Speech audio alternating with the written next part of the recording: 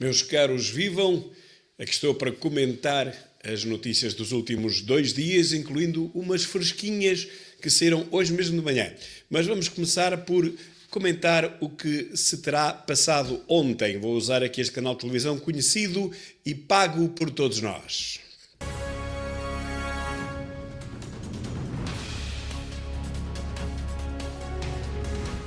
Muito bom dia. Israel aprovou o acordo de cessar-fogo em Gaza. As tréguas vão começar amanhã às 6h30 da manhã e vão durar 42 dias.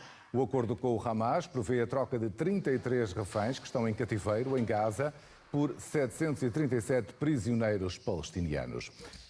Aqui uma primeira interrupção para vos chamar a atenção para duas coisas. Primeiro, estes 33 reféns vão ser entregues 3 por semana até ao princípios de março, meados de março, mas por cada 3 reféns que serão entregues a Israel, 30 terroristas, que eu não tenho outro nome para isto, 30 mercenários ou terroristas, ou como quiserem chamar, do Hamas, serão devolvidos à faixa de Gaza, portanto ao próprio Hamas, a essa organização terrorista, incluindo um deles que foi condenado a prisão perpétua por 13 vezes. Ou seja, tem 13 prisões perpétuas pelos crimes que cometeu.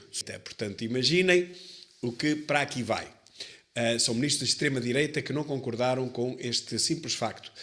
Por cada refém serem entregues 30 terroristas, um deles condenado a mais de 13 prisões perpétuas. Inacreditável, mas é isto que está a acontecer. Ou seja, e nas imagens de hoje nós vimos dezenas de encapuçados com metralhadoras, que são, obviamente, das tropas guerrilheiras do exército terrorista do Hamas, a confraternizarem na entrega dos reféns e, neste caso, na recepção dos 90 terroristas que hoje foram entregues às fileiras do Hamas. A luz verde de Israel surgiu após uma reunião de 6 horas do governo de Netanyahu. 24 ministros do Executivo votaram a favor e 8 contra. A segunda curiosidade que vos queria chamar a atenção é o facto de tudo isto estar a ocorrer no dia anterior, nos 2 dias anteriores, nas vésperas da tomada de posse de Donald Trump. Recordem que ele disse que acabava com a guerra em poucos dias, ou em 24 horas, uma coisa do género. Pronto, brevemente, tanto uma coisa como a outra. E olhem, esta guerra de Israel contra o grupo terrorista do Hamas, acho que vai terminar ainda antes dele tomar posse, mas é claro que tudo isto está a acontecer porque ele vai tomar posse. E Joe Biden quer ficar na história não como um completo zero que foi, mas como tendo feito alguma coisa, quanto mais não seja nos últimos 2 dias da sua magistratura.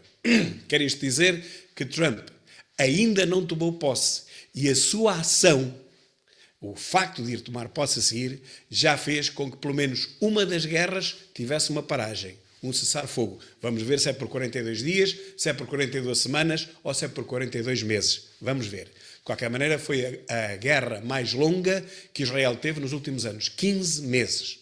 E terminou, ou pelo menos parou, na véspera de Trump tomar posse. Vejam o poder que este homem tem. Recordo que Barack Obama recebeu o Prémio Nobel da Paz por nada. Trump, se conseguiu isto, já merecia 2 Prémios Nobel da Paz. Mais o que vai acontecer na Ucrânia, que falaremos já a seguir. Um ataque russo com mísseis e drones matou 4 pessoas no centro de Kiev esta madrugada.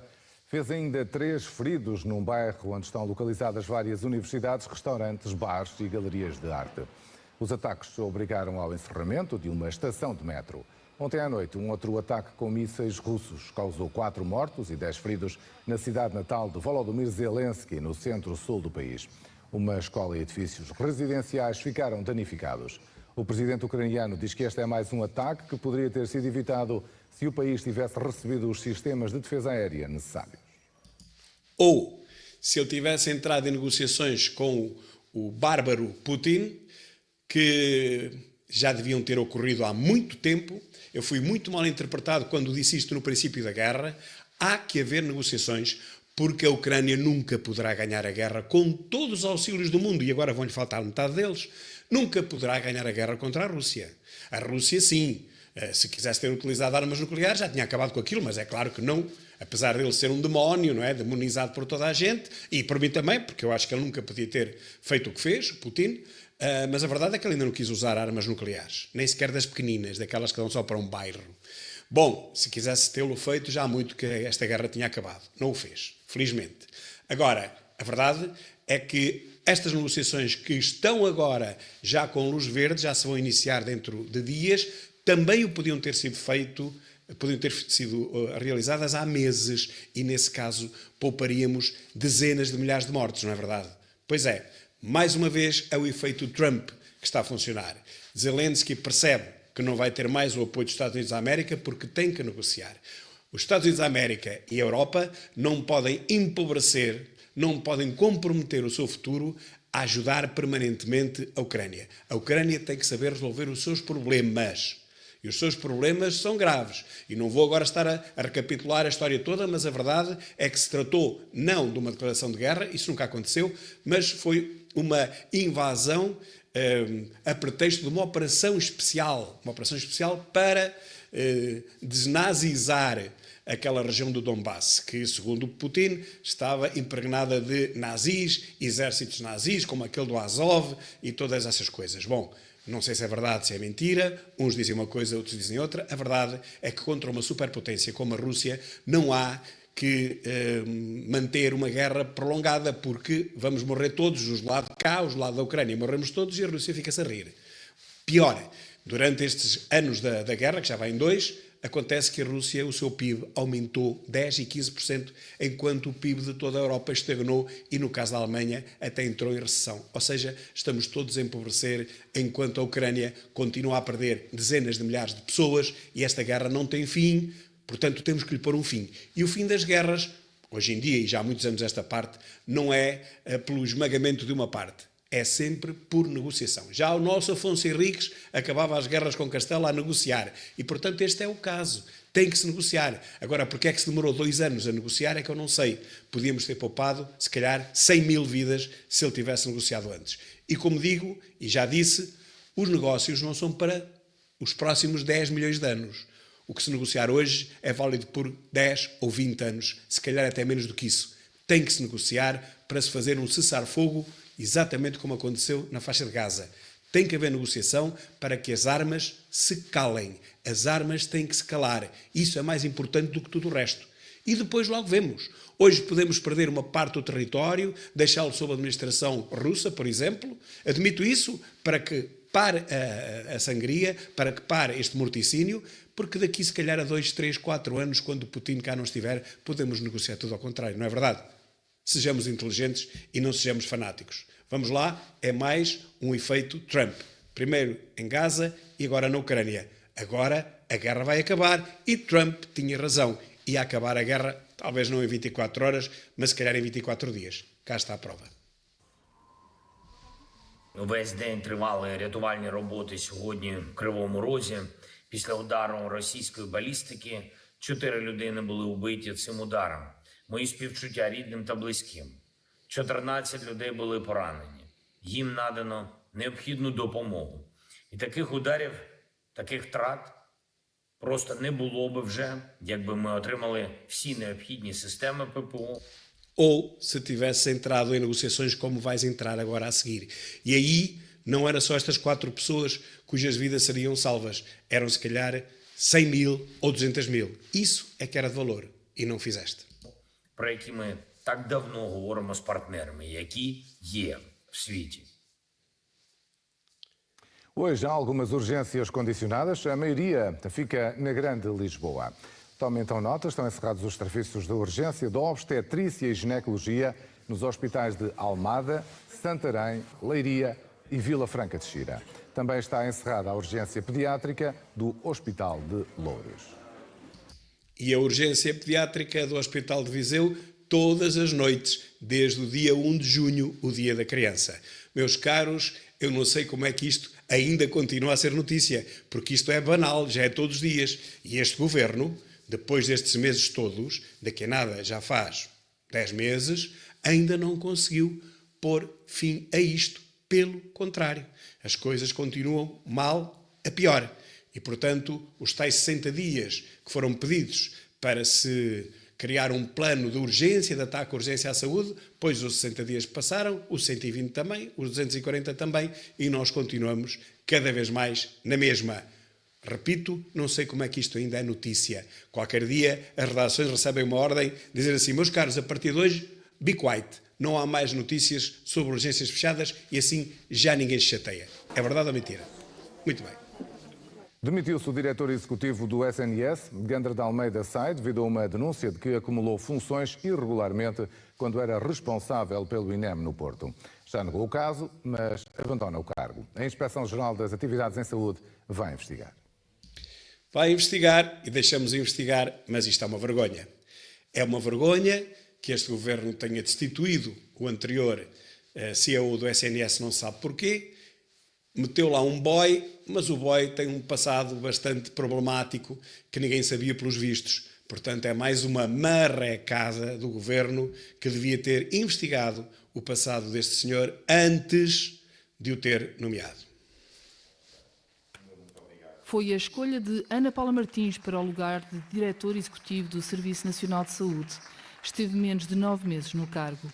Ao início da noite, Gandra de Almeida apresentou o pedido de demissão ao governo depois de uma reportagem da SIC que denunciou alegadas irregularidades profissionais antes de ser diretor executivo. Numa nota, refere que as notícias têm imprecisões e falsidades que lesam o seu bom nome, uma condição que considera essencial para servir com toda a liberdade o SNS. As suspeitas de irregularidades referem-se aos anos de 2021, 22 e 23. Gandra de Almeida era na altura diretor regional do INEM do Norte. Durante 2 anos terá acumulado essa função com o trabalho de médico tarefeiro nas urgências de Faro e Portimão. Uma alegada incompatibilidade rejeitada pelo diretor de missionário. Não deixa de ter a sua piada, sendo ele um médico tarefeiro no Algarve, fosse o diretor do INEM do Norte. Mas são coisas à portuguesa, já nada surpreende. Entenda que não cometi qualquer ilegalidade ou irregularidade para a defesa do SNS e, com não menos importância, para a proteção da minha família e do futuro que queremos seja de dignidade, pedi hoje mesmo a Sua Excelência, a Ministra da Saúde, que me dispense de imediato do exercício das minhas atuais funções. Espera lá, se ele não cometeu nenhuma ilegalidade, está a pedir a demissão porquê? Se ele não cometeu nenhuma ilegalidade, como ele aqui diz, está a proteger a família, mas está a protegê-la de quê? Alguém está a atacar a família, ou os filhos, ou o diabo a 4? Está a pedir a sua exoneração porquê? Se ele diz em cima que não cometeu nenhuma ilegalidade. Lá está, mais uma doidice, mais uma boizice à portuguesa. Depois arranjam assim estas frases que pensam que ficam bem, mas só ficam bem para estúpidos. E olha que há cada vez menos estúpidos em Portugal. Cada vez há menos estúpidos. Se eu não cometi nenhuma ilegalidade, eu não me vou demitir, certo? Façam lá a investigação que quiserem, são pagos para isso, investiguem o que tiverem a investigar. Eu manter-me em funções no lugar dele se eu não tivesse cometido nenhuma ilegalidade e tivesse a noção absoluta que não cometi nenhuma ilegalidade. Pois era exatamente isso que ele devia ter feito, mas não. Demite-se. Demite-se para proteger a família. Vá lá proteger, mas é... A Ministra da Saúde não tardou em responder. Poucos minutos depois chegava às redações o comunicado onde Ana Paula Martins aceitava a demissão. Aceitou a demissão porque se o homem não cometeu nenhuma ilegalidade. Tanto é mau, tanto é má a primeira atitude como é a segunda. É tentarem encobrir-se para se protegerem não sei de quê. Nem ele protegeu a família, porque a família não tem nada a ver com isto.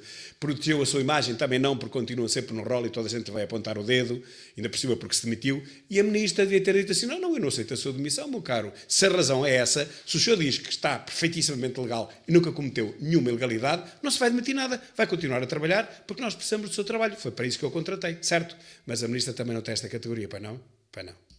Atendendo às circunstâncias e à importância de preservar o SNS, a Ministra da Saúde aceitou o pedido de demissão. O novo diretor executivo do SNS será anunciado nos próximos dias. Neste militar, médico de 44 anos, estava depositada a visão da Ministra da Saúde para o SNS. Tem uma visão para o Serviço Nacional de Saúde realmente que cumpre aquilo que o Estatuto do Serviço Nacional de Saúde define.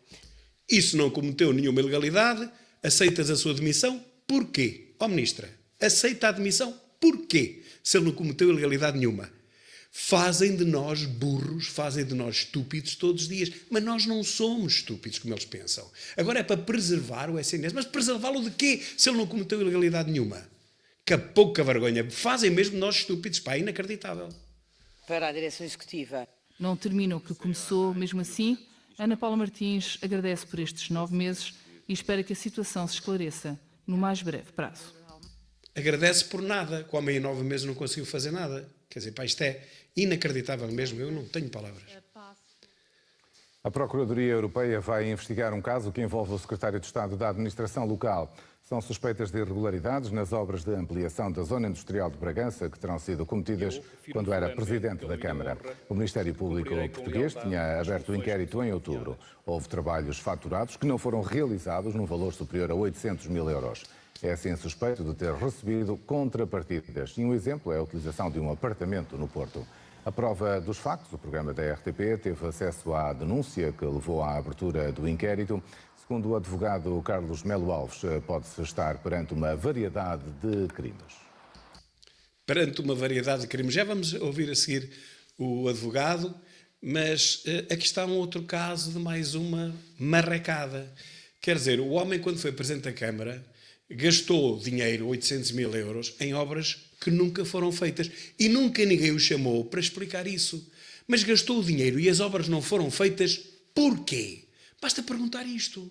Gastou o dinheiro e as obras não foram feitas. Há alguma justificação? O que aconteceu? Veio algum cometa cair em cima do local das obras? Foi as alterações climáticas que proibiram que as obras continuassem? O que é que aconteceu? E porquê é que ninguém pergunta isto?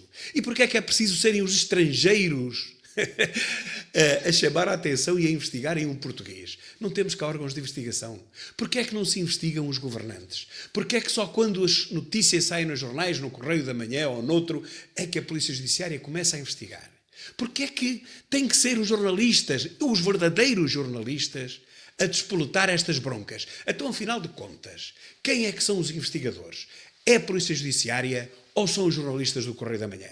É que parece-me que são mais os segundos. Porque a Polícia Judiciária, ela própria, não pode começar a investigar sem ordens superiores, não é? Tem que ser o Ministério Público a mandá-los investigar. Se o Ministério Público não manda investigar, a Polícia Judiciária não pode fazer, não é? Não tem autorização para isso. Quando muito pode recolher indícios. Mas como é que é possível que tenham que ser os estrangeiros a dizerem assim, ó portugueses, vocês têm aqui um tipo que faz isto assim, assim, assim. E olha, e ganhou um apartamento, que ninguém sabe como é que ele ganhou o apartamento. E ainda por cima o apartamento está em nome do filho, que parece ser um jovem, acho que nunca teria ganho dinheiro para comprar o apartamento. Mas vamos ver o que é que diz o advogado, que eu acho uma certa piada a este advogado. Vamos lá ouvi-lo. É importante aqui saber o rastro do dinheiro, que é aquilo que vai determinar tudo. Em primeiro lugar, se houve uma irregularidade. Se, porventura, aquele dinheiro foi para fins particulares, e isso tem que se apreciar, tem que a investigação depois chegar a essa conclusão, então temos aqui uma panóplia de crimes, desde a corrupção, desde a fraude na obtenção de subsídios, desde o branqueamento de capitais, desde a falsificação de documentos, um conjunto de crimes que estão aqui em presença. O apartamento, bom, não é crime o filho de qualquer governante ou de qualquer político adquirir um apartamento. A questão é esta: existe alguma relação entre a vantagem que o filho teve com esse apartamento da utilização com esta situação? Como é que isso se sabe? Se ele era arrendatário, pagou rendas? Não pagando rendas, a que propósito é que não pagava rendas? E durante quanto tempo é que esteve a pagar rendas? Isso são sinais, são indícios fortes de que aqui houve alguma situação que tem que ser bem explicada, ou então estamos em presença de um crime. Não é um, são vários. E depois ninguém pergunta nada. E de repente é que se vem a descobrir uma panóplia, como ele diz, de crimes, de 5 crimes pelo menos. De repente. Mas tem que ser os estrangeiros a chamar-nos a atenção, a bater à nossa porta e a dizer assim, opa, vocês têm um tipo, pá, que arranjam um apartamento não sei como e que pagou 800 e tal mil euros para nada. Tem que ser os estrangeiros, porquê? Os guardas da prisão do Linhó, em Cascais, estão em greve. Acusam o governo de não os ouvir e de não tomar medidas para travar o aumento das agressões aos elementos do corpo da guarda prisional. Denunciam um crescimento da falta de segurança. Numa anterior greve, entre 6 de dezembro do ano passado e 10 de janeiro, a Associação Portuguesa de Apoio ao Recluso denunciou que os presos permaneceram fechados durante 23 horas por dia, sem possibilidade de ter aulas ou de trabalhar. Para segunda-feira está marcada nova reunião entre governo e sindicatos para tentar um consenso que faça desconvocar a greve. Bom, meus caros, e para além disso, houve uma outra situação numa prisão em que os presos estiveram sem água 3 ou 4 dias. Imagino que isso seja realmente algo de surreal. 3 ou 4 dias sem água, sequer para lavar os dentes. Não tinham água para coisa nenhuma. Imaginem vocês para que é que a água é necessária. Os guardas prisionais constituem uma classe profissional que é uma autêntica bomba-relógio. Como sabem, eles estão a lidar com criminosos, condenados, alguns deles muito perigosos. Lembramos os 5 que fugiram e 3 deles eram estrangeiros, ao contrário do que vai dizer a seguir o diretor da PJ. No próximo vídeo, porque este já fica muito grande, que vem dizer que não há problema nenhum com os imigrantes nem com os estrangeiros, mas a verdade é que os guardas prisionais não podem levar armas para dentro das prisões, porque se houvesse um motim, retiravam-lhe as armas e faziam 30 por uma linha. Portanto, os guardas prisionais estão entregues à sua sorte. Eles estão desarmados, é um cacetete, uma coisa qualquer, sem jeito nenhum. É uma profissão de altíssimo risco, não é alto, altíssimo, porque eles estão a lidar diretamente, face a face, com os maiores criminosos do país e alguns estrangeiros. Portanto, é uma bomba-relógio. Alguém tem que olhar para o caso dos bombeiros sapadores, mas para este caso também. Não há dúvida que isto é perigosíssimo. Olha, era a profissão que eu não queria ganhasse o que ganhasse, com subsídios ou sem eles. Ali é que não me apanhavam. Realmente é inacreditável que os sucessivos governos nunca tenham olhado para esta profissão com olhos de ver e nunca tenham agradecido, como deviam ter agradecido até hoje, a estes homens que arriscam a vida, digo mesmo, arriscam a vida ali todos os dias. O diretor da Polícia Judiciária nega que exista uma relação entre aumento da criminalidade e aumento da imigração em Portugal. Mas este vídeo eu vou comentá-lo a seguir. Está bem? Esta parte eu vou comentá-la a seguir, porque já vamos com 22 minutos, é uma coisa brutal. Vá ver já a próxima segunda parte, daqui a uma hora já está no ar, e depois continuamos com esta sequência de notícias, incluindo umas de hoje de manhã. Um grande abraço e até já. Fim da primeira parte. Muito obrigado.